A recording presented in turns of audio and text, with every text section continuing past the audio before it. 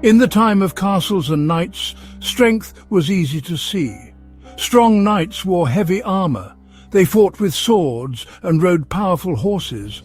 People respected them for their bravery and skill in battle.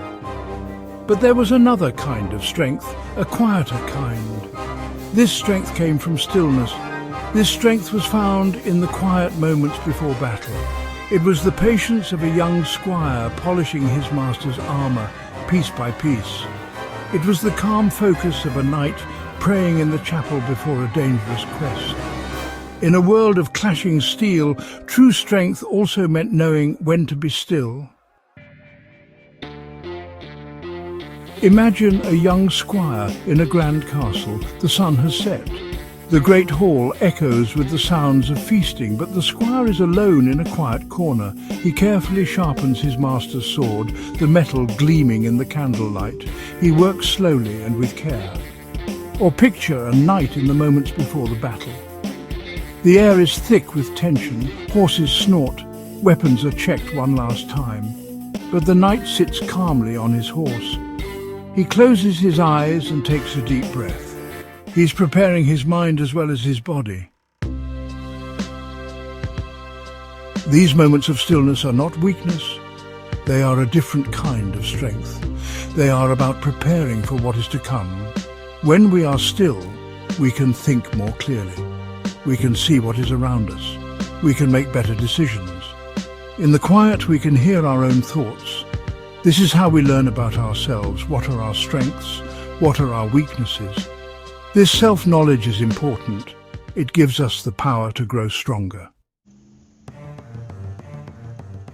Today, life moves very fast. We are always busy, always rushing. We have phones that buzz with messages, computers that demand our attention, and a constant stream of news and information.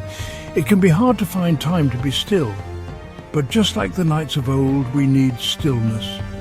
It is in the quiet moments that we can find our own strength. We can think about our lives, our goals, and what is truly important.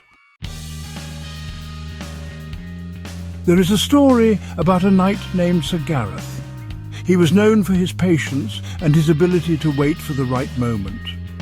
One day, he was challenged to a duel by a much stronger knight.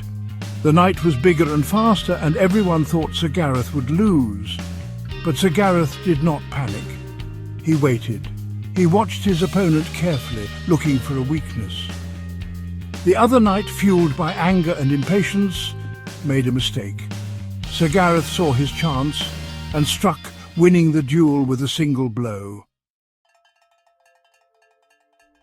Sir Gareth's story teaches us that true strength comes from within. It comes from knowing yourself, controlling your emotions, and choosing your battles wisely. It is not always about being the loudest or the fastest. Sometimes it is about being the calmest and the wisest. This kind of strength is available to all of us, not just knights in shining armor. It is the strength to pause before we act, to think before we speak, and to listen before we judge. It is the strength to be still. How can we find this stillness in our busy lives?